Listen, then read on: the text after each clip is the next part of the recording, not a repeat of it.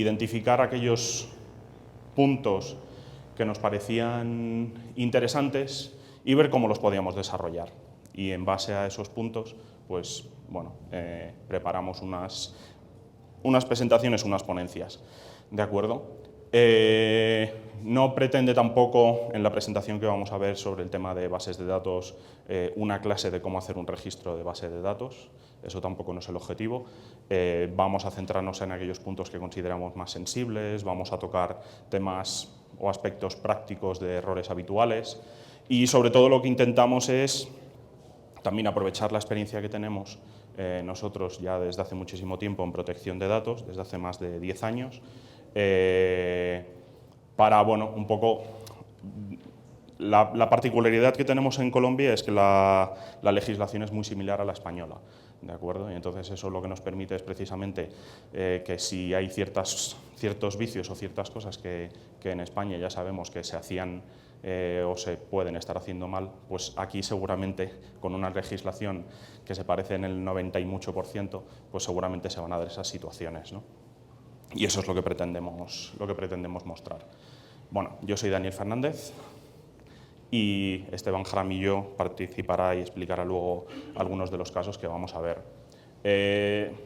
Tenemos un glosario, aquí simplemente voy a hacer un repaso muy rápido porque ya digo, no queremos que estas presentaciones se limiten a hacer una lectura de la ley y de su articulado. Simplemente conceptos, porque los vamos a ver en todas las presentaciones y son conceptos que al final uno se ve obligado a tener que conocerlos más o menos, ¿no?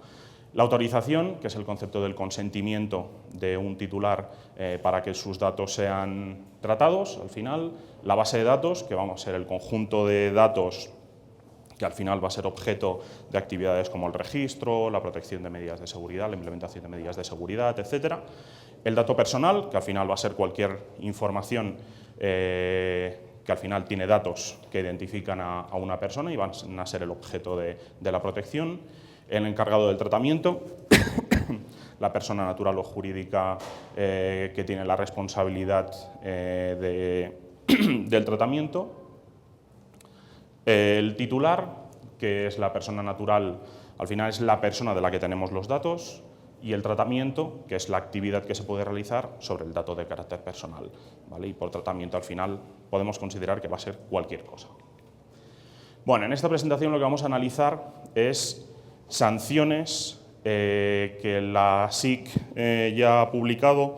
Alguna de ellas, la última que veremos, no sé si todavía está en proceso de recurso, etcétera, con lo que, bueno, digamos que nosotros vamos a hacer el análisis de lo que ahora se ha publicado, porque todavía no tenemos muy claro hasta qué punto es pública, aunque hay un documento etiquetado como versión pública, y de hecho está publicado en Internet y se habló en los medios, etcétera. La verdad es que tampoco no tenemos interés en mencionar la empresa, porque eso tampoco nos va a aportar valor, que sea la empresa A o B.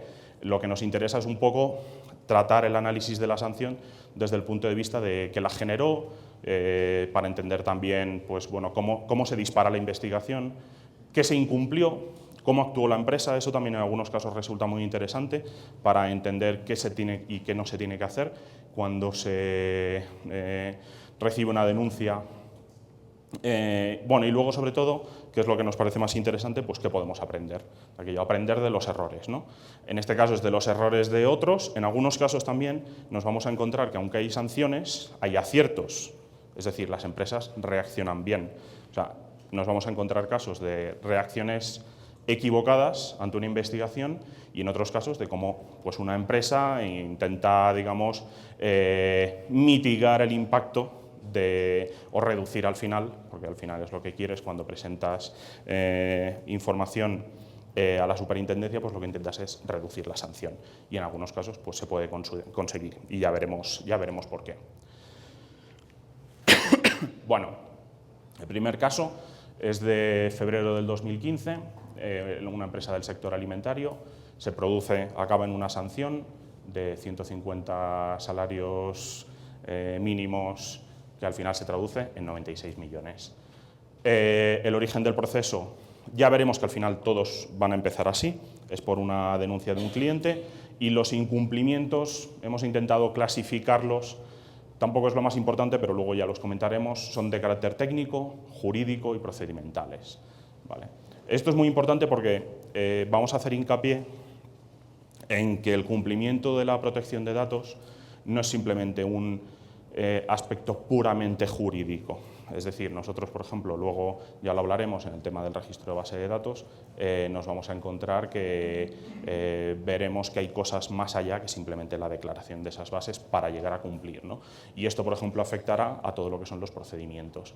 ¿Vale? Aparte, en este caso, lo que se dio es que es una empresa que trabaja con un proveedor de servicios de tecnología, de desarrollo. Hay asesores en protección de datos que asesoran cuando se produce la investigación y también asesores de seguridad, que por desgracia no funciona muy bien. Bueno, la empresa sancionada lo que lleva a cabo es una campaña, es un mailing y en el correo electrónico se incluye un enlace a un sitio web. ¿Vale? En ese sitio web se aloja una base de datos de carácter personal y el problema es que estos datos resultan accesibles sin ningún tipo de control de acceso. Esto suele darse, aunque no sería habitual, cuando las áreas de mercadeo, por ejemplo, están trabajando a lo mejor no codo con áreas de tecnología o áreas de seguridad, ¿vale? El área de mercadeo contrata un proveedor, con ese proveedor se desarrolla un sitio web para la campaña, se genera todo el diseño de ese sitio web, ¿vale? Pero al final no se hace una revisión de seguridad, no se valida antes de la publicación de ese sitio web pues que se hayan implementado las medidas de seguridad adecuadas, no se hace una revisión, por ejemplo, de que sí tiene que haber unas notas legales de cumplimiento, de notificación a los titulares, pues que realmente eso conste ahí. Lo que nos vamos a encontrar en este caso es que además, cuando se inicia la investigación, la SIC empieza a preguntar vale, enséñeme los contratos con estos proveedores de servicio. Y sorpresivamente, la investigada dice que son acuerdos verbales. Es decir, que está trabajando con proveedores de servicio que tienen responsabilidades en el tratamiento, con los que resulta que no ha firmado un contrato que establece las responsabilidades de cada parte. Esto, lógicamente, va en su contra, porque si yo, aunque llego a recibir una sanción, pero he definido que estoy trabajando con un tercero y ese tercero tiene unas responsabilidades en el cumplimiento, pues lógicamente yo podré hacer un traslado de responsabilidades. En este caso vamos a perder esa oportunidad. Bueno, otro de los casos que nos vamos a encontrar es que cuando la SIC pide información a la empresa que está sancionando, se esperan unas respuestas técnicas o con una descripción técnica adecuada. Y esto lo que nos va a mostrar es que es muy importante que las áreas o los responsables que están dando respuesta a las peticiones de la SIC trabajen conjuntamente en el interior de la organización. Es decir, no hay que pensar, bueno, cuando yo tengo un titular que ejerce su petición, o en este caso, cuando tengo a la SIC o el despacho que está haciendo la investigación, que me requiere una información, la voy a tratar yo. Y soy del área legal, por ejemplo, que es muy habitual. ¿Qué sucede? Pues que el área legal da una respuesta y dice, sí, este problema ya se corrigió, ahora ya no está accesible esa información, y resulta que cuando eso lo recibe el titular y tú le notificas que eso ya se ha corregido, el titular va otra vez a la URL, dice, pero me están tomando el pelo, si esto sigue estando accesible. ¿Qué es lo que genera? Pues más cabreo, más enfado, lógicamente. Al final eso lo que tiene es el efecto boomerang que llamamos nosotros. Como no se ha hablado con las áreas técnicas, se les ha dicho, oye, mira, tenemos esta petición de la SIC, se ha producido este error, me habéis dicho que lo habéis corregido, se ha validado, sé yo que ya se ha corregido, puedo notificar al titular conforme ya hemos corregido el error. Si nos avanzamos, pues lo que generamos precisamente es el efecto contrario. Es la sensación del titular que está ejerciendo sus derechos de que realmente le estamos engañando, ¿no? Bueno, una de las cosas que en este caso a la SIC se le dice es que ese sitio web bueno, tenía unas medidas de seguridad que fueron validadas por una empresa que sabía de lo suyo y que estaban implementados todos los controles de seguridad. Lógicamente, no estaban implementados todos los controles de seguridad y al final, pues eso precisamente hace que la respuesta que tú estás emitiendo, pues también ante la investigación, pues bueno, digamos que te daña, ¿no? Las respuestas que tú das cuando te están haciendo una investigación, lógicamente tienen que ser contrastadas y tienen que estar justificadas. En algunos casos nos vamos a encontrar que la respuesta no se medita lo suficientemente bien y cuando estás haciendo este tipo de comunicaciones también tienes que sentarte con un técnico al lado y que alguien haga de abogado de la otra parte. Es decir, si tú estás facilitando cierta información sobre por qué se ha producido ese incidente, que a lo mejor puede ser utilizada en tu contra, pues también tienes que pensar si esa información que estás facilitando lo que le da es precisamente argumentos a la superintendencia para decir es que usted mismo me está diciendo que esto no lo hizo, porque esta medida técnica no la implementó. Entonces también hay que, bueno, digamos que jugar con esa información, ¿no? Lógicamente no quiere decir que estemos ocultando información a la SIC, ¿vale? Pero hay muchas formas de facilitar la información. El problema en este caso, por ejemplo, pues es que lo que estamos es empeorando la valoración de la SIC, porque claro, la SIC está recibiendo una información contradictoria.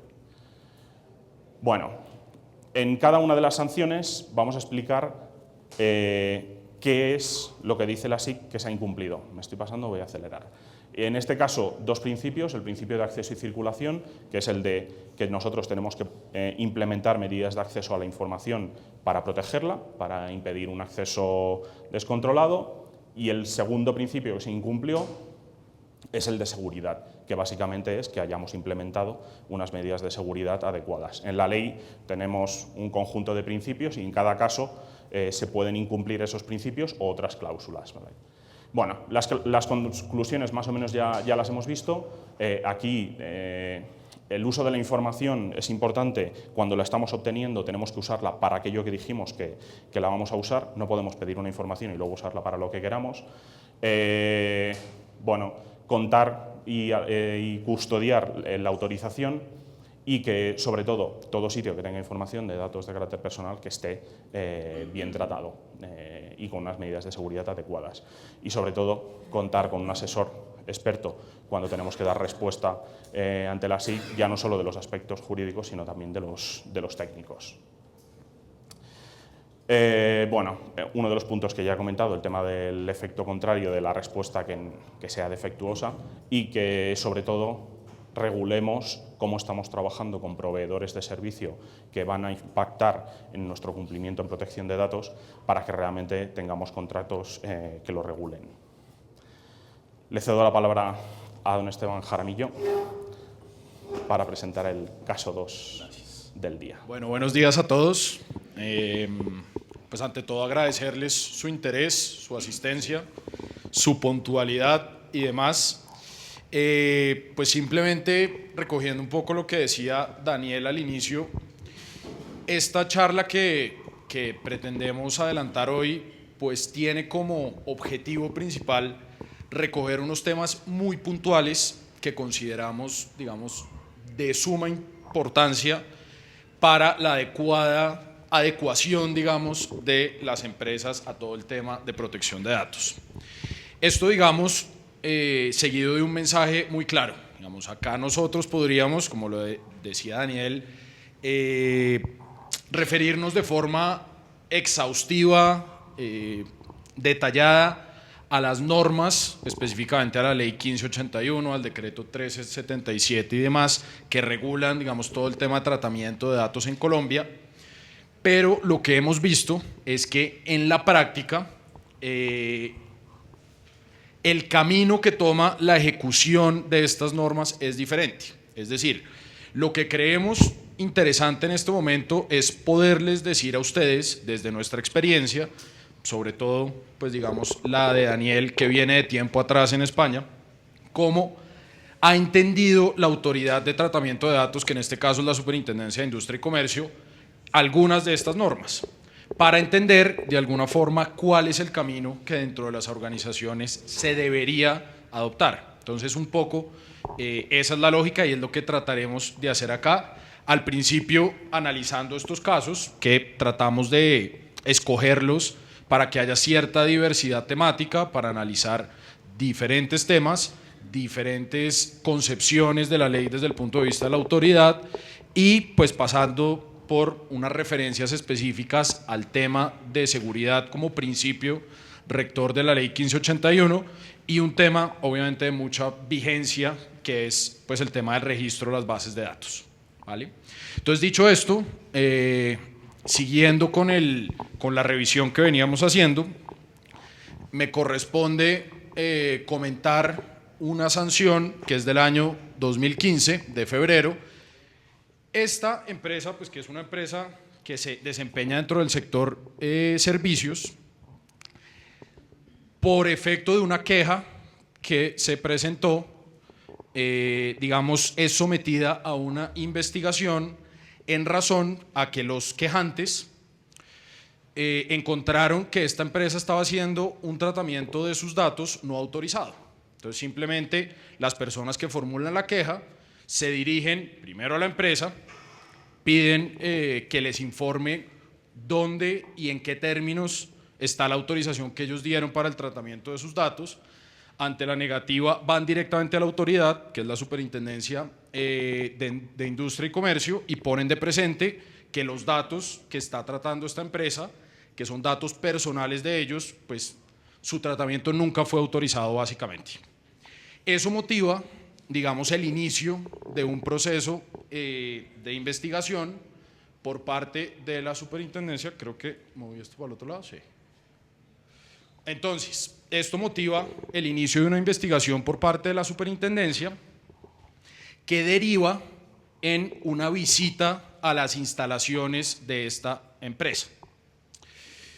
Y digamos que el resultado de esta visita básicamente es o constituye, digamos, todas las cosas que uno no debería hacer si por algún motivo está sometido a una investigación por protección de datos. ¿Qué pasa acá? La Superintendencia, en uso de sus facultades como autoridad de tratamiento de datos, acude a la empresa, hace una serie de revisiones, pone de presente a la empresa que hay una queja específica por el tratamiento de datos de unas personas no autorizados. Lo primero que le dice a la empresa es, oiga, déjeme ver la autorización para tratar los datos de estas personas y de todos los datos que tenga, ¿cierto? Esas autorizaciones pues no existen. ¿Cuál es la conducta que adopta esta empresa? Un poco actuar a la defensiva, tratar de impedir la revisión por parte de la Superintendencia de sus equipos. Hay un episodio muy paradójico que lo comentamos, por eso les digo que es pues, todo lo que no se debe hacer, y es que la Superintendencia, que en este caso actúa como autoridad y eso uno no lo puede perder de vista, la Superintendencia le dice a la representante legal de esta empresa, le dice, necesito verificar sus equipos, entre ellos el suyo de uso laboral de la representante legal. Esta persona al principio se niega, finalmente accede y al hacer la revisión la Superintendencia se encuentra que dentro de los archivos que tenía abiertos en ese momento tenía una plantilla de tal vez un Excel o algo así, donde tenía gran parte de los datos personales que tenía alojados, que tenía datos con información financiera, números de tarjetas de crédito y una cantidad de datos cuya protección debe ser muy rigurosa por parte de quien hace tratamiento.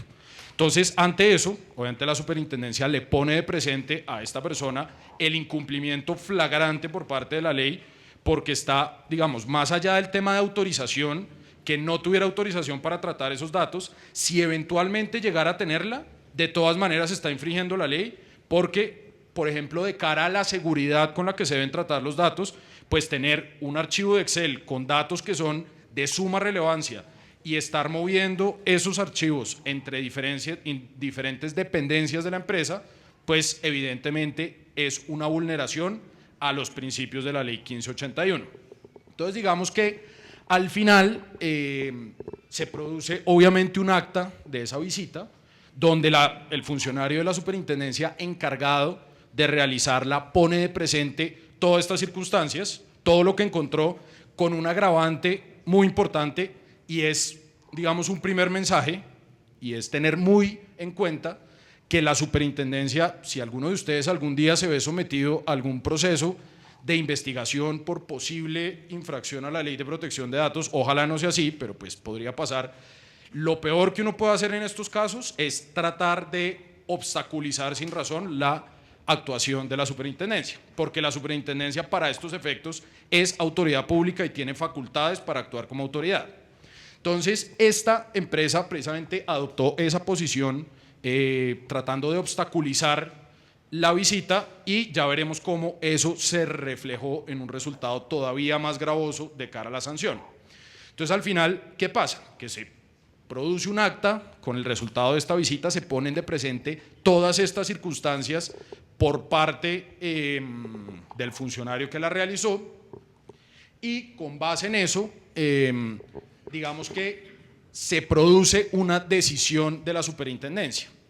Una decisión que para este caso es parcial o cautelar.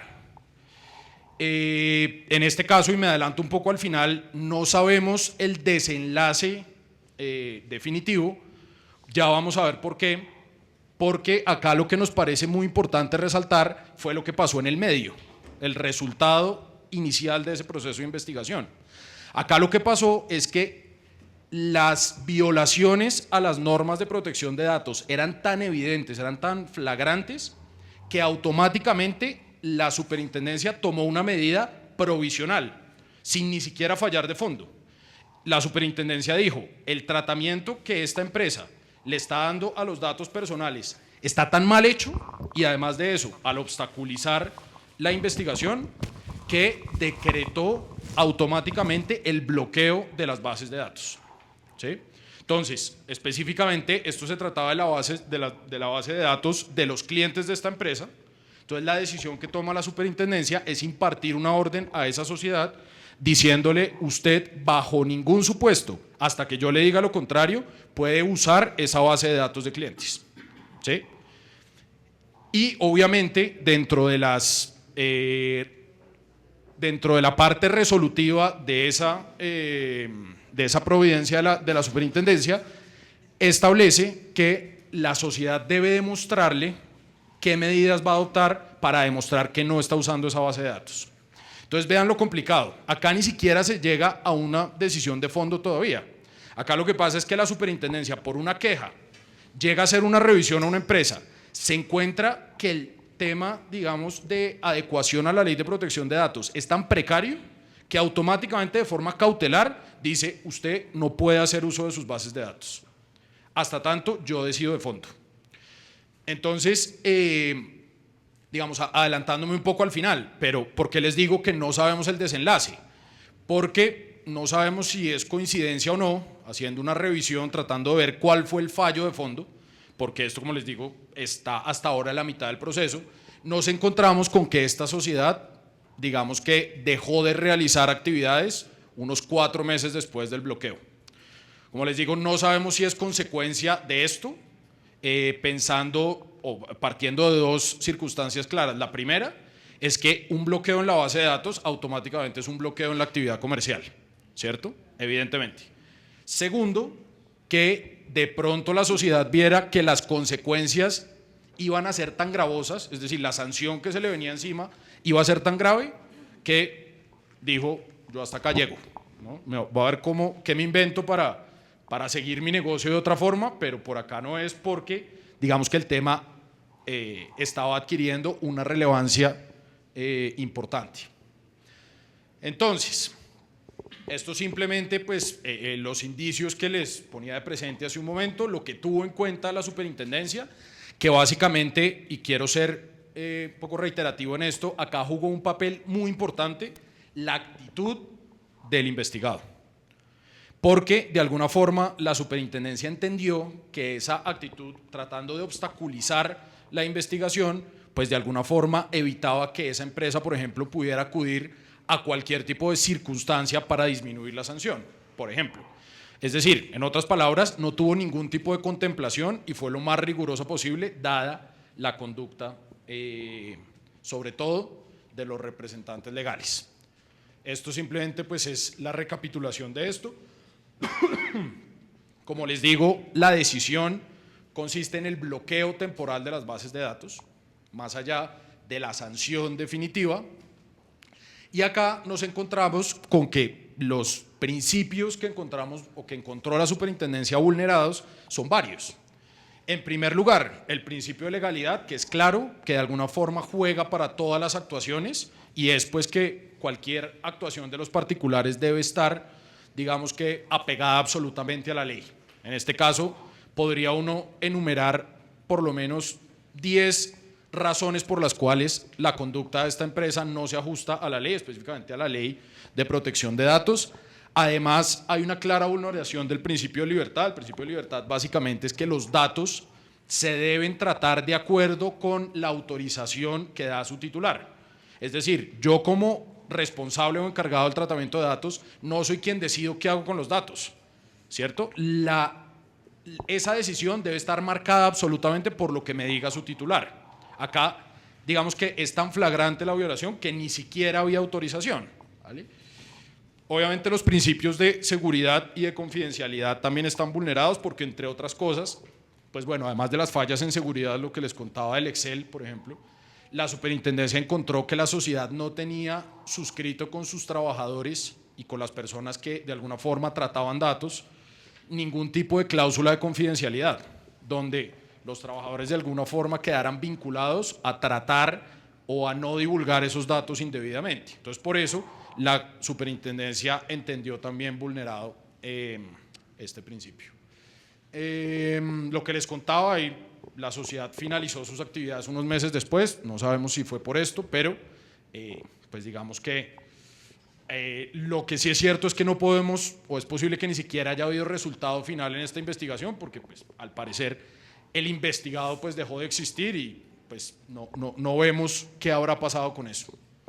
Esa digamos que es la primera. La segunda, las conclusiones que pues digamos ya las hemos ido anticipando un poco a lo largo de la charla, pero una que sí quiero resaltar que es muy importante, obviamente además de la que ya les señalaba, y es la colaboración que en todo caso uno debe tener con la autoridad, porque eso al final, incluso si uno puede tener algún defecto en el tratamiento, eso le puede servir para que la sanción sea menor, pero otra que es clave, y es que uno puede tener una política de datos bien hecha, puede cumplir la ley de forma general, pero si dentro de las organizaciones no hay una correcta capacitación, las personas no saben cómo actuar ante estos supuestos, es posible que la sanción venga por ahí.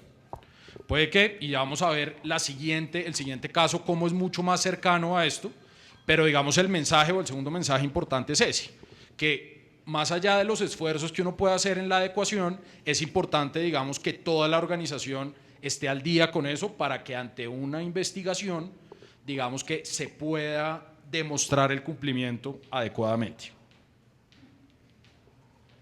Bueno, este es el segundo, que es una resolución de abril del 2014. ¿Vale? Entonces, esto, como les digo, se trata de una empresa del sector financiero. Esto también, digamos que procede de una denuncia específica. Y acá, a diferencia de los casos anteriores, donde veíamos que los incumplimientos son de diferente índole, jurídicos, técnicos, acá se trata de incumplimientos más que todo de tipo procedimental. ¿Qué es lo que pasa? Y digamos acá les anticipo una cosa, como el caso anterior, les decía al principio, era, digamos que condensaba todo lo que uno no debe hacer, si bien pudo haber fallas al interior de la organización en tiempos, digamos que la estructuración de la defensa de cara a la superintendencia fue muy adecuada y eso se traduce en una sanción, digamos, muy razonable. Pues no es un monto bajo, pero para lo que hubiera podido ser es muy razonable. Estamos hablando de 35 salarios mínimos, más o menos 21 millones de pesos. Entonces, rápidamente, ¿de esto de qué se trata? Un padre de familia recibe una carta, es decir, una comunicación por parte de un fondo de pensiones donde lo felicita por el nacimiento de su hijo. Básicamente, esta persona dice, oiga, yo no sé usted por qué sabe que yo acabo de tener un hijo. Entonces envía una comunicación diciéndole, necesito que me informe usted por qué tiene o de dónde proviene la autorización que tiene para tratar mis datos y los de mi hijo que acaba de nacer. Pide específicamente la copia de la autorización, la información pide que le digan qué datos personales tiene, la finalidad y pide la suspensión del tratamiento de datos de su hijo. ¿Vale? Acá básicamente, ¿qué pasa? Que se presenta la solicitud, hay una demora en responder por parte del accionado, si se quiere. Acá los términos que da la ley 1581 es que ante una solicitud de esta índole, ¿cierto?, se tienen 15 días hábiles para responderle al interesado. Esos 15 días hábiles eventualmente podrían prorrogarse por 8 más si uno le avisa con tiempo al interesado. Le dice, oiga, lo que pasa es que estoy recopilando alguna información, ya estoy trabajando en eso, le entrego esta información parcial, pero me va a tomar 8 días adicionales para entregarle el resto. ¿Qué pasa? Que acá se pasó de largo el término legal, básicamente se le contestó a esta persona 3 meses después, ¿sí? Y digamos que este caso es paradójico porque se trata únicamente de una falla en los tiempos de respuesta. Revisando, por ejemplo, las autorizaciones para el tratamiento de protección de datos estaban correctas. Esta empresa tenía implementada una política correcta, pero el tema fue un tema puramente interno de organización, que por un tema de una fusión o algo así, no pudieron responder a tiempo. ¿Cuál fue la diferencia que les digo en cuanto a la defensa? Que esta empresa desde el principio puso de presente su error y le dijo al interesado y le dijo a la autoridad, oiga, tiene razón, me equivoqué. Es decir, no respondí en el tiempo que era por esta y esta razón, entiendo que esas razones no son eximentes, pero me equivoqué, le pido disculpas al interesado en una carta, digamos, muy correcta, y eso que implicó que al final fue sancionado, pero el valor disminuyó sustancialmente. Entonces, por eso les digo que de cara a la investigación, esto fue de alguna forma lo que se tuvo que hacer. Acá digamos que, como les digo, es paradójico porque no se cumple, no hay una vulneración clara de los principios de la ley 1581. Los principios en general están cumplidos. Básicamente la sanción ¿de dónde viene? Se entiende que hay una vulneración del artículo 17, que es los deberes de precisamente el responsable y los encargados de la protección de datos. Uno de esos deberes es responder a tiempo. Punto. Se vulneró eso, todo lo demás estaba correcto, pero solamente por eso, que uno lo ve como algo menor, vino una sanción que de todas maneras no es menor, ¿no? Entonces, básicamente se los ponemos de presente porque pues, no se trata solamente del cumplimiento y de una gestión correcta, sino que al interior de la organización tiene que estar muy bien afinados los tiempos de respuesta. Ya vamos a hacer unos comentarios adicionales más adelante, unas recomendaciones de cómo uno cree que se pueden de alguna forma mitigar esos riesgos, pero lo importante es también, como les digo, tener muy afinados los procedimientos internos. Básicamente las conclusiones, lo que les he venido, digamos que indicando a lo largo de la presentación. Dejo a Daniel para que nos cuente una que tiene bastantes cosas interesantes. Sí, pues este caso es bastante interesante, es reciente y la verdad es que hay 2 puntos de este caso, aparte del monto que puede llamar un poquito la atención, digamos que aparte de ese monto, realmente lo interesante es por qué se produce la sanción en este caso. Lo veremos. El caso resulta también curioso, tiene ciertas similitudes con el primero. Una persona realiza una búsqueda en Google del nombre de una familiar y resulta que aparece en una de las primeras referencias, aparece una URL, un sitio web, en el que bueno, aparece cierta información, va a visitar ese sitio web y resulta que en ese sitio web de una empresa de salud aparecen datos de carácter personal que incluyen datos personales y datos de salud, informes médicos y datos médicos de algo que se ha hecho con esta empresa y que resulta que están accesibles sin ningún tipo de control de acceso.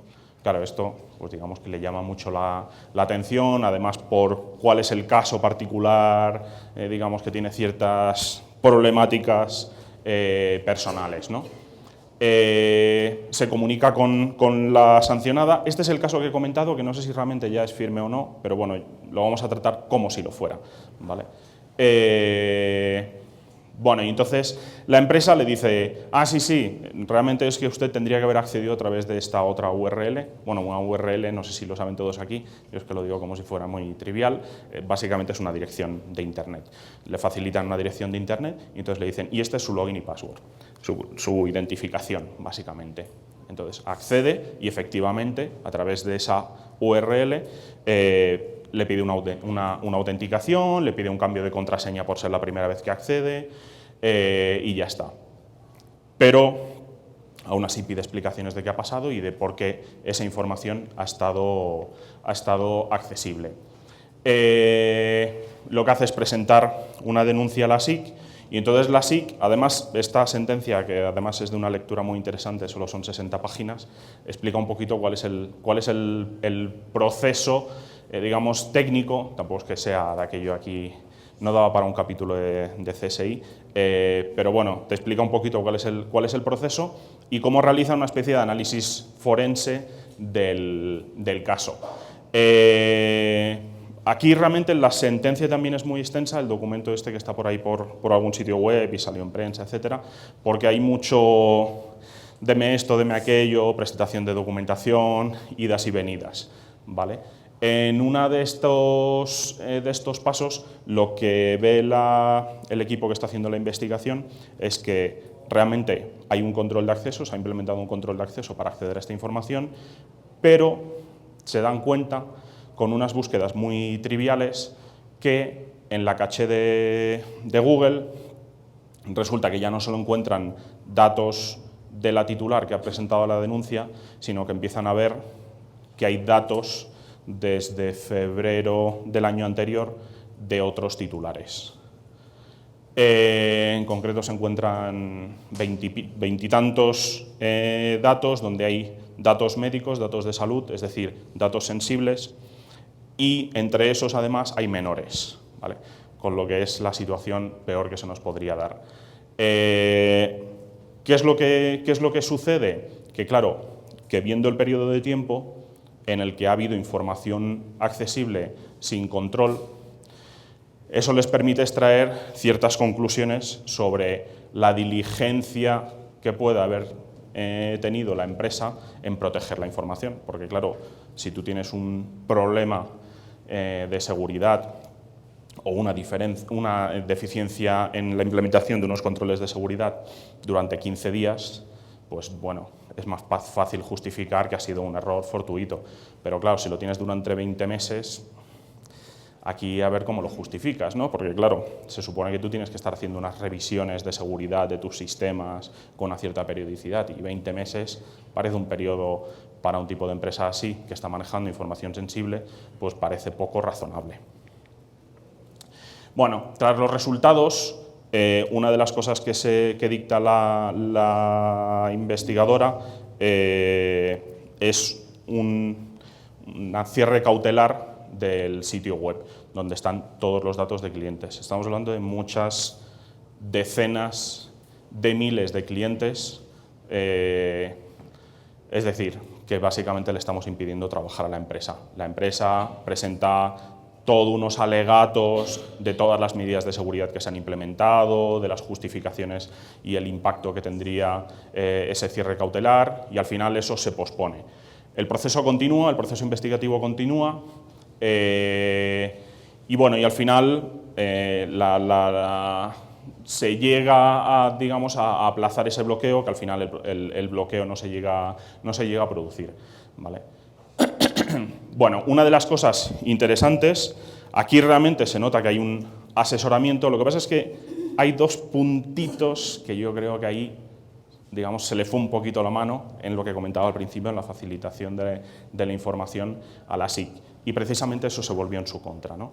Pero bueno, una de las cosas que se intenta demostrar es que realmente no hubo una falta de medidas de seguridad, había medidas de seguridad, pero se produjo un fallo, digamos, fortuito. Y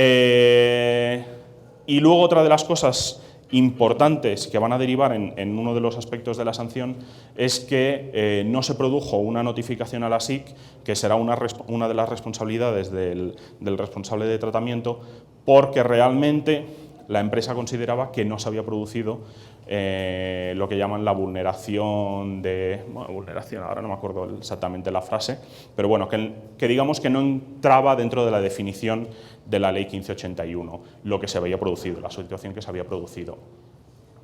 Bueno, algo de lo que comentaba muy interesante desde el punto de vista de alguien que trabaja en el mundo de la seguridad es que en las conclusiones de la sentencia la SIC, porque realmente merece una lectura la sentencia.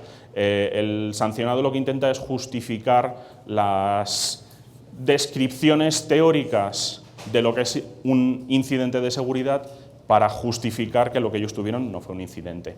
Total, en alguna de las cosas yo creo que se les exageran, porque se dice que ellos llevan muchísimo tiempo trabajando en protección de datos, en protección de la información, incluso antes de la aparición de la ley. Y claro, digamos que el investigador les acaba diciendo, bueno, si ustedes llevan tanto tiempo trabajando en protección de datos y saben tanto de esto, como mínimo léanse lo que yo estoy publicando, porque uno de los documentos que yo he publicado precisamente define lo que es un incidente de seguridad, y es esto. Entonces, si es esto, una de las cosas que está estableciendo y que podría utilizarse en otras sanciones es cuándo se debería ejercer la responsabilidad de notificación a la SIC de un incidente. Como la definición de incidente, esta definición de incidente es tan amplia, prácticamente esta sentencia lo que dice es cualquier empresa que pueda llegar a tener un incidente de seguridad va a tener que hablar conmigo. ¿Qué sucede? O van a tener que notificarlo.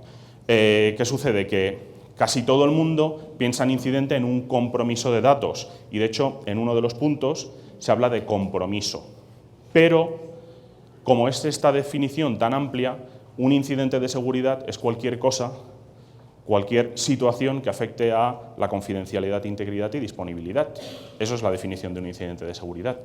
Es decir, que incluso situaciones que pudieran no llegar a comprometer información, como por ejemplo una denegación de servicios sobre un sitio web, teóricamente, según la definición amplia de incidente de seguridad, debería ser comunicada a la SIC.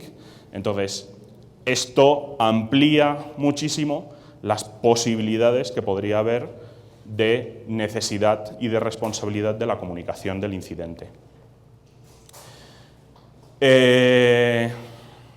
Bueno, esto es lo que he explicado. Las acciones de la reguladora, realmente lo que le dicen al sancionado es que se han incumplido dos principios.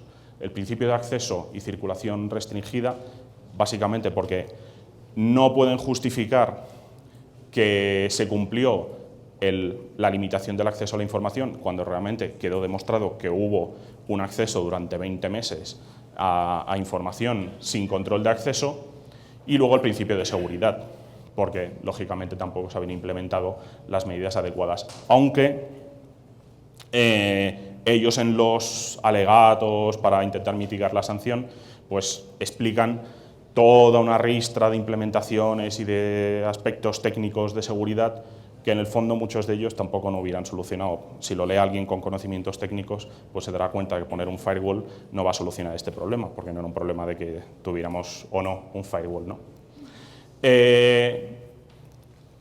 La sanción realmente se divide en dos partes, una en lo que afecta a las medidas de seguridad que no existían o al control de acceso, y sobre esta parte se aplicará una sanción de 120.000 salarios mínimos, que son 827 millones. Y sobre la otra parte, o el otro incumplimiento, que no está basado en un principio, sino, como comentaba Esteban, al artículo 17, el de notificar a la autoridad, se van a aplicar 300 millones. perdón, 300 salarios mínimos. Es decir, se le está castigando a la empresa por no haber notificado que se produjo ese incidente. Bueno, la sanción realmente lo que está castigando es ese periodo de tiempo en el que considera no justificable que, aunque ahora haya un control de acceso, en Google hubiera indexados durante 20 meses información. Algo interesante es que en la investigación se realizan búsquedas que aparecen en la sentencia sin tener los nombres de los titulares, que realmente es lo que permite acceder a la información de un titular en concreto. Es decir, Google ha indexado la información de 20 y tantos titulares, pero seguramente si tuviéramos un listado con más nombres de titulares en concretos, a lo mejor nos hubiéramos llevado una sorpresa. Pero bueno, esto es especulación mía, por cómo funciona un poco el motor de indexación de Google. Otra de las cosas que precisamente insiste mucho es el tema de, mire, ustedes no me den explicaciones, hay datos de salud y hay datos de menores. Entonces, esto la ley que dice, información sensible es la que se tiene que tratar con más responsabilidad y entonces no hay justificación alguna que permita no haber implementado medidas robustas de protección de la información. Y luego, pues lo que comentaba de la no comunicación y la interpretación amplia que da la SIC a que prácticamente cualquier incidente que tengamos tendrá que ser notificada. Porque considera básicamente que en ese periodo tan amplio, si se hubiera... o sea, el hecho de la notificación a la SIC viene por que el objetivo es el de proteger digamos, a los ciudadanos en sus derechos. Y entonces lo que considera la SIC es que si se hubiera hecho esa notificación, ellos hubieran podido realizar la investigación antes, por lo tanto, se hubiera reducido el periodo en el que la información estuvo expuesta y, por lo tanto, hubieran podido actuar para proteger los derechos de los ciudadanos. Como eso no se hizo, pues entonces hubo un periodo más amplio. Y entonces eso también desembocará en la sanción. Bueno, y ahora sí ya, todas esas preguntas que podamos tener. Lo que hemos dicho es hacer 5 minutitos ahora mismo de preguntas. Esta ley es algo así como que parte uno del hecho, se parte del hecho de que todos somos delincuentes porque tenemos un mal manejo de los datos. Y entonces el proceso que es siguiente es demuestre que no y disminuye una sanción que de todos modos va a llegar. Es decir, ¿hay que salirse del radar de la superintendencia o cómo funciona ese tema? Porque yo lo que he visto, lo que he entendido hasta ahora es todos son susceptibles de sanción y lo que hay que hacer es disminuir la sanción. O sea, bajen el riesgo a que lo sancionen, pero poquito. O sea, el día que la superintendencia ponga el ojo en usted, hasta ahí llevó. O sea, hasta ahí llegó, porque algo hay de adentro que usted hizo mal. O bien sea un procedimiento, o bien sea un correo electrónico que envió, o cualquier cosa. Incluso si uno entrega la tarjeta de presentación a otra persona, ya ahí de entrada tiene una responsabilidad con el manejo de datos, de mis datos. El primero, pues que uno pueda decir de entrada que es una ley, digamos que parte de la mala fe o del incumplimiento, pues no necesariamente. Digamos que entiendo que uno... Y créame que nosotros, pues cada vez que vemos más casos, revisamos más temas, quedamos pues todavía más preocupados, pero digamos, no es una ley que, por ejemplo, parta de un sistema de responsabilidad donde uno tenga la carga de demostrar todas las circunstancias a su favor.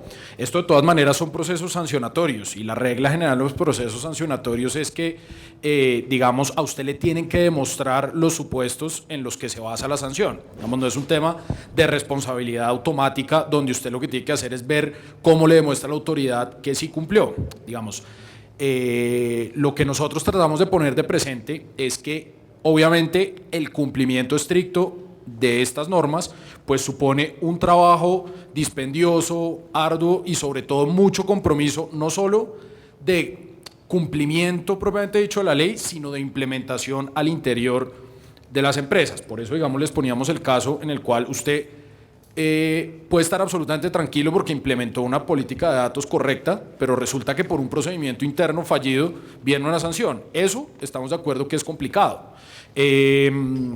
Digamos que yo creo que el mensaje acá es un poco que esto pues no se puede tomar a la ligera. Digamos que son cosas que si uno se mete en el tema, lo empieza a revisar, lo hace con tiempo, es una cosa que puede, digamos, funcionar bien. Estos son casos de casos, habrá otros donde pues simplemente las empresas salieron absueltas porque lograron demostrar o simplemente no se dieron los presupuestos para la sanción, pero un poco el mensaje es que hay que tomarse esto en serio. Hay que adoptar las políticas, hay que ponerlas en marcha, hay que ser muy cuidadoso con el manejo de datos. Lo que usted dice es verdad, es decir, ese precisamente es un caso que la doctrina ha entendido que es una autorización que usted da casi que de forma tácita, cuando, por ejemplo, si yo ahorita a la salida le doy una tarjeta mía, yo le estoy diciendo, me puede contactar, ¿cierto? Es decir, si quiere preguntarme cuál era el número de la resolución, no sé qué, de la que hablamos, usted, digamos, el hecho que yo le esté entregando mi tarjeta, pues básicamente es para eso, y prácticamente hay una autorización, si se quiere, tácita. ¿Eso qué significa? Que de alguna forma, pues usted adquiere automáticamente un deber. Si a mí lo que pasa es que me llega en 2 días un correo ofreciéndome no sé qué descuento, yo le puedo decir a usted, oiga, digamos que yo le he entregado la tarjeta con fines netamente académicos, si se quiere, y para discutir estos temas, no para que me mande ofertas de cosas que no quiero saber. Exactamente, ¿ve? Entonces, estamos de acuerdo, pero me parece que, digamos, algunas de esas afirmaciones hay que mitigarlas un poquito. Es más un tema de compromiso y de entender en contexto la ley. Una anotación muy rápida. Lógicamente, si hubiéramos puesto aquí sentencias que acaban en nada porque el proceso se ha seguido bien, hubiéramos acabado muy rápido y no hubiéramos aprendido mucho, porque hay muchísimas sentencias que sencillamente quedan canceladas, se cierran, porque la empresa sobre la que hay la denuncia ha trabajado bien y ha seguido los pasos que dice la ley. Cuando yo informo que la empresa tuvo una violación de seguridad, estoy sujeto a una sanción. O sea, yo informo, yo tomo la iniciativa y voy al SIC e informo que tuve un problema con mis bases de datos. Eso me genera a mí una sanción siendo yo el que informo. Y la segunda, cuando hay una sanción de la SIC, ¿el dinero es para la SIC o para el demandado? No necesariamente, pues digamos, no es automática la sanción, en la medida que usted logre demostrar de alguna forma el cumplimiento adecuado del principio de seguridad.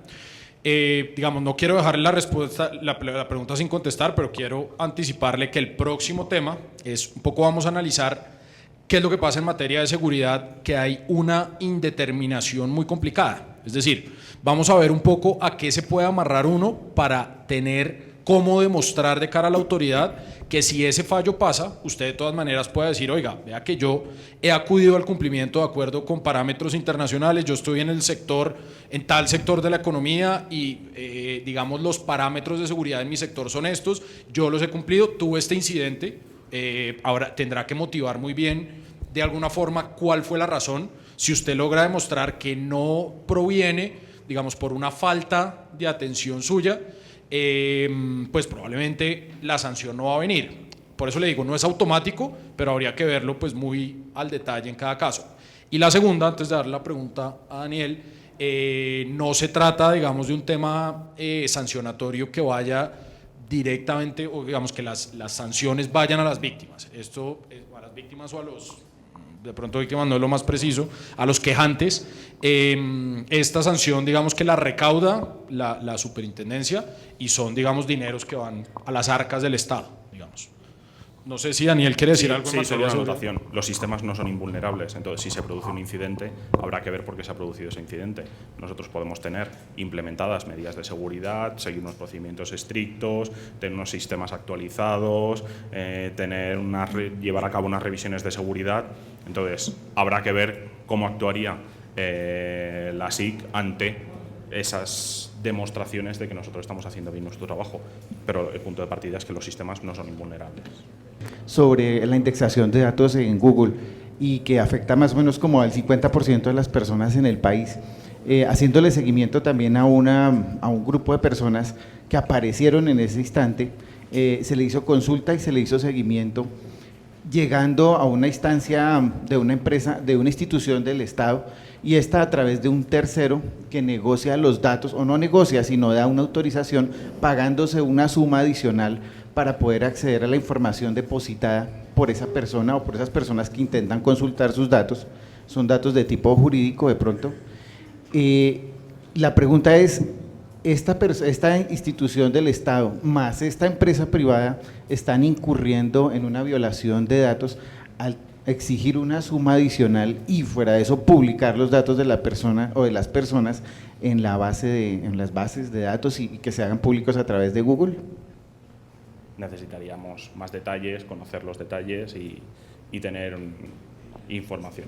Sí, se le hizo el llamado, pues, ¿puedo decir la empresa estatal? ¿O no? Pues es depende, el Consejo Superior de la Judicatura. Dependerá de usted. Se le hizo a una empresa que se llama Coldata, algo así, Coljurídica, y ustedes, pues yo creo que más de uno aquí ha consultado sus datos, su nombre completo en Google, y allá le aparece el nombre publicado, y cuando usted va a darse cuenta es que de pronto tiene hasta un antecedente jurídico, alguna cosa así. Entonces la persona que me consultó el caso me dijo, mire, ¿qué pasa? Porque yo estoy apareciendo. Le dije, no, hagámosle seguimiento porque usted debe estar publicado en alguna base del Estado. Le hicimos seguimiento, le pedimos a ellos con un correo, nos dijeron sí, es a través de un tercero y tiene que pagar un valor allí que está depositado, 25.000 pesos y acceso a la información completa para que usted pueda ver sus datos. Pero usted inicialmente se indexa por Google y por el número de cédula le aparece allá su nombre, ahí, directo. Ahí es mi pregunta, ¿está violándose la parte de datos, la presentación de esos datos personales? Yo ahí haría un comentario antes de dar la palabra a Daniel. Digamos, hay una cosa muy importante que usted tiene que revisar, digamos, un antecedente fundamental que juega para determinar si efectivamente hay una vulneración, una violación, que de entrada, como usted plantea el caso, podría haberla, evidentemente, es, digamos que revisar la finalidad para la cual usted entregó sus datos. O sea, según entendí el caso, el Consejo Superior de la Judicatura tiene una serie de datos personales de diferentes personas que entiendo probablemente pueden provenir, por ejemplo, de personas que ejercemos el derecho, que tenemos que estar inscritas ante el Consejo obligatoriamente. Digamos, eso es una cosa que uno entiende, pues que guarda plena lógica que el Consejo Superior de la Judicatura tenga esos datos para ese fin.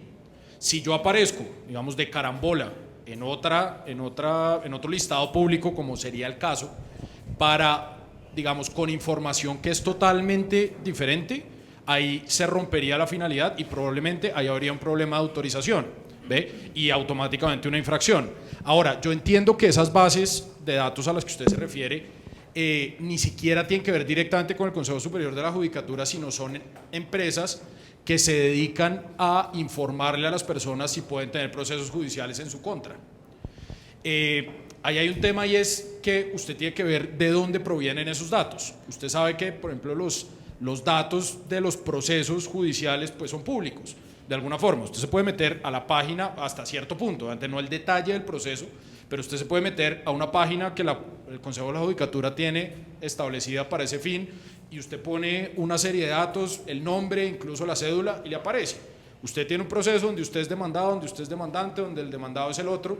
Estas empresas lo que hacen es que toman esos datos, datos digamos que son públicos y los usan digamos para una finalidad. Entonces ahí me parece que se puede romper por las dos vías, pero digamos que habría que darle una vuelta más, pero creo que la infracción podría venir por esas dos razones. Una pregunta. Bajo el marco de legalidad que tiene la CIT, llega una empresa a hacer la inspección o bajo qué principios la entidad de la CIT llega a la visita a la empresa y bajo una notificación o puede llegar a un momento dado. Entonces, digamos, acá, no, digamos que esto requiere, o por lo menos de los casos que nos referimos hoy, digamos, fueron visitas que se hicieron en el marco de un proceso sancionatorio. Obviamente los procesos sancionatorios o de investigación que tienden a concluir con una sanción, Son procesos donde se tiene que garantizar la concurrencia del interesado, eso, digamos que es lo más importante. Entonces, obviamente, usted va a tener que estar notificado de que lo están investigando y pues por esa vía va a saber que viene la inspección. Si nosotros consideramos que dice que son datos personales, en el caso de los proveedores, nosotros tenemos dos sitios donde tenemos información. Uno es en el computador, lógico, con base relacional, pues hay una sola base de datos de proveedores. Pero también tenemos las facturas que nos piden los proveedores y están archivadas de acuerdo a la norma. Esa es otra base de datos con una característica. En esta base de datos de estos proveedores tenemos datos de personas naturales y datos de personas jurídicas. De todas formas, ¿cómo se manejaría? Porque como yo lo vi y lo evalué, hay que contar cuántas facturas sean para poderlas relacionar, porque son registros independientes unos de otros, con valores, con IVAs, con toda la información posible que es financiera y se puede convertir en cualquier riesgo de seguridad, porque en una empresa el riesgo de seguridad no es solamente la filtración externa, sino el manejo interno que le pueden dar los empleados o las personas que estén autorizadas. Esa primera pregunta. La segunda pregunta es, con respecto a las sanciones de bases de datos, la he evaluado y me dice, ¿le queda suspendida esa base de datos temporal o definitivamente? Uno que es artista dice, bueno, entonces dejo esas bases de datos quietas y consigo y armo otra base de datos y sigo mi funcionamiento. Son clientes que puedo conseguir de nuevo y puedo ponerle otro nombre porque la que está sancionada es clientes. Puedo decir en otra forma. ¿Es válido? ¿O queda sancionada toda la relación de bases de datos que tengan que ver con cualquier tipo de clientes en cualquier momento, así sea presente, pasado o futuro? Yo le hago un comentario más sobre la segunda y le doy la palabra a Daniel. ¿Qué pasa en ese caso específico del bloqueo? Lo que importa, y eso digamos que lo vamos a ver en detalle cuando hablemos del registro de bases de datos, en gran parte es de alguna forma la finalidad que automáticamente tiene que ver con la naturaleza de la base de datos. Es decir, usted esos datos de forma organizada, ¿para qué los tiene? Cada base de datos tiene una función específica y eso es lo que permite su agrupación también de cara al registro. Entonces, al final, ¿qué va a pasar? Que si simplemente la autoridad se encuentra que usted está utilizando los mismos datos, simplemente agrupados bajo otra forma, pues el cascarón es diferente, pero el contenido es el mismo. Entonces, básicamente claro, pero digamos que está haciendo lo que tiene prohibido hacer, ¿ve? Entonces, digamos que de alguna forma va a venir la sanción por esa vía, necesariamente, o digamos la sanción va a venir, pero va a ser un agravante en la medida que usted está vulnerando digamos que esto al final, el bloqueo es como una medida cautelar, pero digamos hay que ver muchas circunstancias. Por eso les decía, en ese caso del bloqueo, uno que creería que de verdad, si usted va a cumplir eso rigurosamente, eso le impide realizar actividad comercial, y por eso no tenemos elementos para decirlo, pero uno creería que la finalización de actividades de esta empresa fue por eso. Entonces, ¿qué tiene que hacer? Empezar a hacer actividad por otra, y eso, pues, hay que ver si eventualmente podría ser sancionable. El tema es delicadísimo, es decir, el mensaje es ¿cuál? Usted tiene que evitar el bloqueo a como de lugar. ¿Por qué se dio el bloqueo en este caso? El bloqueo es una medida excepcional que solamente se da cuando, digamos, se tienen que cumplir dos supuestos. Que la superintendencia encuentre que hay un riesgo muy grave de violación de datos personales, y segundo, que el bloqueo sea la única medida para evitar que se concrete ese riesgo. Entonces, ¿usted qué tiene que hacer? Usted tiene que demostrar, si ya está sometido a ese proceso de investigación que puede conducir al bloqueo, usted lo que le tiene que mostrar a la superintendencia es que ese riesgo no existe, o si existe no es tan grave, ¿cierto? Y segundo, pues que esa no es la medida adecuada, que pueda haber otras. Es decir, oiga, sí, yo estoy haciendo mal esto, asumo un compromiso de cambio en las políticas, no sé, cualquier otra cosa que le impida a la superintendencia tomar la medida de bloqueo. Acá, ¿qué fue lo que pasó? Simplemente una cosa muy rápida. Acá lo que pasó es que esto estuvo motivado en gran parte por la actitud del denunciado, ¿ve? Si usted simplemente dice, no, es que usted no puede revisar mi computador y la superintendencia se encuentra que de las dos cosas que pudo revisar se encuentra una cantidad de cosas bastante complicadas, pues automáticamente toma la medida, ¿ve? Hay que recordar que en la cuarta sentencia también se pide la congelación y no se hace efectiva. Entonces, bueno, pero al final no se hace efectiva, ¿por qué? Porque se trabaja precisamente para demostrar por qué ya no es necesario. Una cosa es que usted haga una adecuación correcta de cara al cumplimiento de la ley. Es decir, uno ¿qué tendría que hacer como organización? Pues de alguna forma empezar a desgranar todos los deberes que surgen de cara a los que puedan tener injerencia en el tratamiento de datos dentro de su organización, responsable, encargado y demás, establecer claramente los deberes y el cumplimiento de los principios. ¿Eso se materializa en qué? En una política, digamos, probablemente en un documento que contenga la política de tratamiento de datos, ¿cierto? Que eso automáticamente conlleva, pues naturalmente, una gestión documental, por ejemplo, con todo el tema contractual que usted acertadamente indica, pero digamos que eso es un primer paso que no cierra el cumplimiento.